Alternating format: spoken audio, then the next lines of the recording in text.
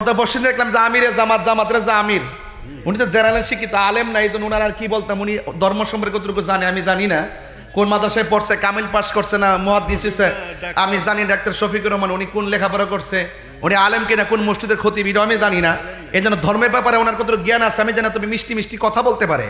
গতকাল দেখলাম ওই যে আরেকটা চাপাবাজ আছে তারেক মনোয়ার এবং সকল জামাতের আলেমদেরকে নিয়ে মিটিং ডেকা জামাতের আমির বলতেছে, এদের উস্তাদ বলতেছে, এদের যাদের পিছনে রাজনীতি করে সেই নেতা বলতেছে আপনারা বক্তব্যের ক্ষেত্রে ভাষাগত সংযত রাখবেন, আবল তাবল বলবেন না। একদিন আগে আমিরে জামাত বুঝাইলো কি, আর একদিন পরে এই আন্তর্জাতিক চাপাবাজ আমির হামজা ডেলিভারিটা দিল কি, তার মানে বোঝা গেল হ্যাঁ বিয়াদবিতে বড় সেরা রে, কথা কোন ঠিক না বেঠে। এই জন্য শুধুমাত্র ওয়াজ শুনবেন না, ওয়াজ ধারণ করেন।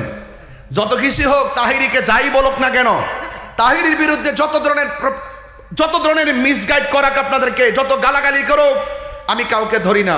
আমাকে অনেক মানুষ অনেক কথা বলে, কিন্তু আজকে যখন দেখলাম তখন হৃদয়ে রক্তক্ষরণ হয়েছে। ওরা রসুলের পক্ষে শানটা একদম সহ্য করতে পারে না, শুধুমাত্র পারে না, শুধুমাত্র আমাদের মতো বন্ধুদের কাতারাই না ফালাইতে, এতটুকু পারে না। যদি বাস্তবে পাইতো আমার মনে হয় না জানে আরো কত রং রস করতো, কথা বলে ঠিক না বেটে। এই জন্য এই সমস্ত বিয়াদবদের কাছ থেকে আমাদেরকে দূরে থাকতে হবে, কথা বলেন ঠিক কিনা।